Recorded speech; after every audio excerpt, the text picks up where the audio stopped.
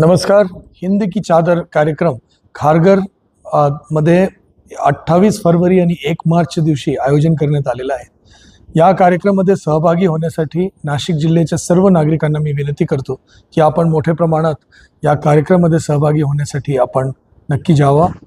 याच्यासाठी प्रशासनातर्फे सगळे प्रकारचे नियोजन या ठिकाणी करून देण्यात आलेलं आहे. या कार्यक्रमामध्ये आपण नक्की त्या ठिकाणी जावा आणि जो काही आपल्याला प्रशासनातर्फे काही अडचणी अगर येत असेल तर आपण प्रशासनाशी नक्की संपर्क करावा.